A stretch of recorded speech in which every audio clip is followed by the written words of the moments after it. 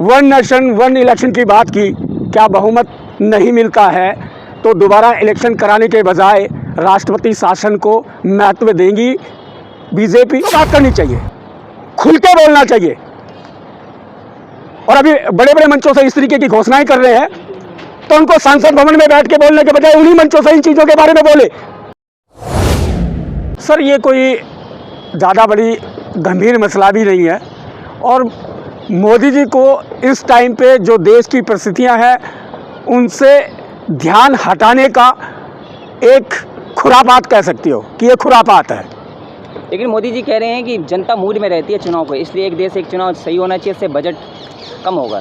Sir, पहले भी हो रहे थे। इस देश की उसी राजनेता ने, उसी राजनीतिज्ञों ने उसको रद्द किया था। तो पहले उस वाला रद्द करते टाइम पे जो चीज़ें रखी थी इस देश की आम जनता नहीं रखती है, इस देश का राजनेता ही रखता है। जो चीज़ें किसानों की एमएसपी पे बात करना चाहिए, सैनिकों की पेंशन या उनकी पे कमीशन में हुई विसंगतियों के ऊपर मोदी जी ने कह तो चुके हैं कि जब अभी कार्यकाल जो अधूरे हैं वो पूरे हो जाएंगे।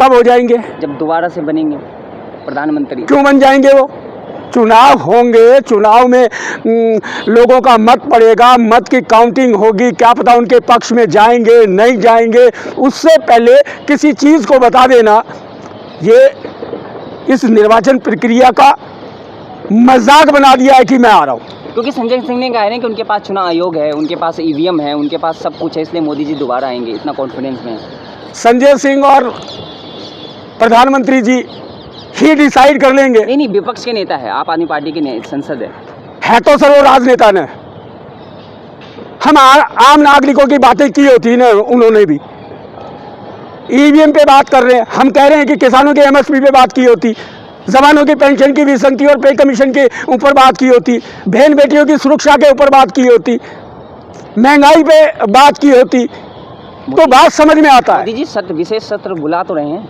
कहीं 15 लाख रुपए का घोषणा कर दे दोबारा से। राइट टू रिकॉल लिया है पहले। भाई, इसी देश के एक बहुत बड़े नेता है जिनका जयप्रकाश नारायण जी, 1974 में उन्होंने अपनी बात रखी थी। क्यों नहीं ले आते कि चुने हुए व्यक्ति को भी वापस, जिसने मत दे के बिठाया, उसको हटाने का अधिकार मिले। अच्छा, धड़कनें तेज हो रही है क्या मोदी जी या बीजेपी का, जैसे जैसे 2024 में नजदीक आ रहा है? ऐसा कुछ नहीं है सर कि मोदी जी की धड़कनें तेज हो रही है और जीत रहे हैं, ऐसा भी नहीं है। तो माहौल क्या है? देखिए, चुनाव भी होंगे और लोग जीतेंगे भी, जीतेंगे 543 एमपी ही। हाँ, लेकिन जो देश की परिस्थितियां हैं, ये दावे के साथ कहा जा सकता है कि इस देश में किसी का भी पूर्ण बहुमत नहीं आएगा 10 वर्ष तक। राजस्थान में भी हम सरकार बना रहे हैं। सर, राजस्थान में वसुंधरा जी उनको जवाब दे देंगी, उसके बारे में बोलने की इतनी बड़ी बातें नहीं है। बगावत चल रहा है क्या? देखो, अभी का माहौल से तो कह सकते हो, लेकिन जनता जनार्दन भी समझती है इन लोगों का जो मदारी वाला खेल को, इसको मदारी वाला खेल भी कह सकते हैं। अच्छा, क्या लग रहा है आपको? जैसे मीडिया कह रही है कि फिर दोबारा अगर अभी चुनाव हुए, अभी चुनाव, आज चुनाव होते हैं, ना मोदी जी का कद सर, सबसे बड़ी बात, ना लहर, सबसे बड़ी बात, वन नेशन वन इलेक्शन की बात की, क्या बहुमत नहीं मिलता है तो दोबारा इलेक्शन कराने के बजाय राष्ट्रपति शासन को महत्व देंगी बीजेपी? अगर वो वन नेशन वन इलेक्शन की बात कर रहा है और बहुमत नहीं मिलता है, सरकार नहीं बनती है, वहाँ पर क्या इस बात को महत्व देंगे कि वो राष्ट्रपति शासन की बात की तरफ जाएंगे? तो बात करनी चाहिए, खुल के बोलना चाहिए। और अभी बड़े बड़े मंचों से इस तरीके की घोषणाएं कर रहे हैं तो उनको संसद भवन में बैठ के बोलने के बजाय उन्हीं मंचों से इन चीज़ों के बारे में बोले तो समझ आता है कि इस देश का हित। मोदी जी की तो कोई महत्वाकांक्षा है नहीं ना, उन्हें किसने कहा फिर सेवा करना है? किसने कहा कि वन नेशन वन इलेक्शन हो जाना चाहिए? पहले क्या घाटा या क्या नुकसान हो रहा था या क्या फ़ायदा होने वाला है, पहले रिजेक्ट क्यों किया? इस पॉलिसी को था हमारे देश के अंदर, इनके जब मर्जी आए, जब मर्जी किसी चीज़ को इन देशवासियों के साथ ऊपर थोप देना, महंगाई हो, अत्याचार हो, अपना मन मर्जी चला रखा है। मानवता ही खत्म हो गई है। विकास भी तो हो रहा है, देखिए किस चीज को विकास बोलते हैं? G20 महंगाई को विकास बोलते हैं। बीजेपी का झंडा आपने बोला है विकास हो रहा है, महंगाई को विकास बोलते हैं, भ्रष्टाचार को विकास बोलते हैं, अत्याचार को विकास बोलते हैं, बेरोजगारी को। आप आंदोलन जीवी हैं, आप आंदोलन की बात करते हैं, कुछ भी आंदोलन आंदोलन आंदोलन क्यों करना पड़ रहा है? इस देश में ऐसी कानून व्यवस्था है, ऐसा संविधान है, उसके बाद धरने देने पड़ रहे। ये इस देश की राजनीतिक सोच की विफलता है जो धरने है। इसके ऊपर बात करें। देखिए, एक राजा जो है सभी प्रजा को खुश नहीं रख सकता, यही वजह है कि लोग विरोध कर। अरे हम कब कह रहे हैं कि हमें खुश रखो जनता को? इस देश के संविधान के जितने आर्टिकल हैं, इस देश के हर नागरिक की बेहतरी के लिए है।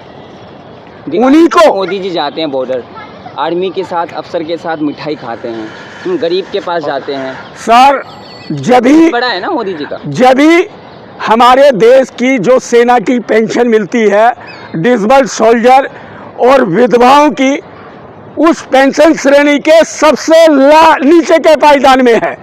उसका कारण बताएंगे कि क्यों है? ऐसा कौन सा बड़ा गुनाह कर दिया उन्होंने जो उनकी पेंशन सबसे निचले पायदान पे है? काम किया, डिसेबल्ड हो गया, गुनाह है।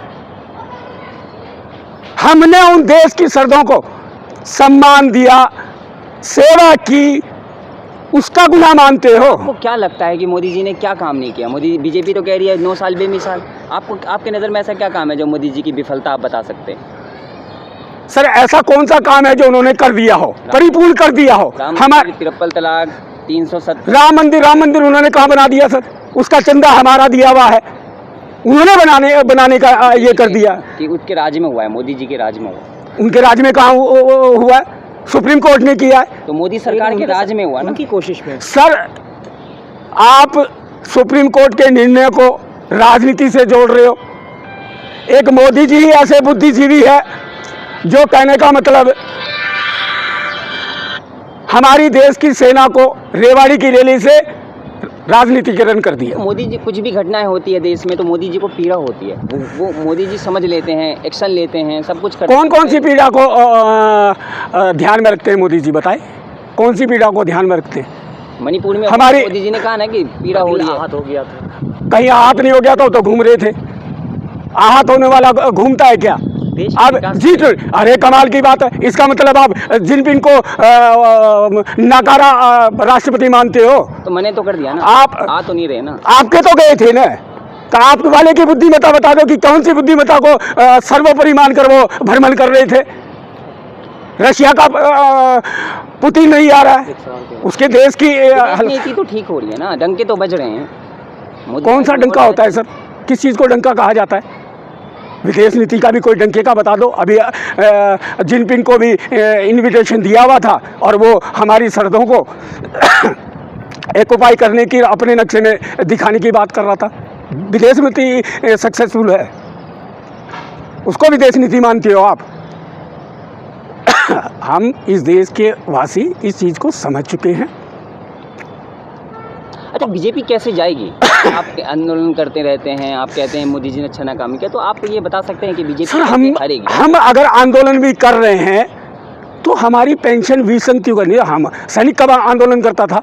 सैनिक कब कहने का मतलब किसी राजनीतिक पार्टी के मंच को भाग लेता था? ये तो मोदी जी ने प्रधानमंत्री बनने से पहले सेना का भी राजनीतिकरण कर दिया रेवाड़ी की रैली से। तो अमित शाह ने कहा ना कि 50 साल हम कहीं नहीं जा रहे।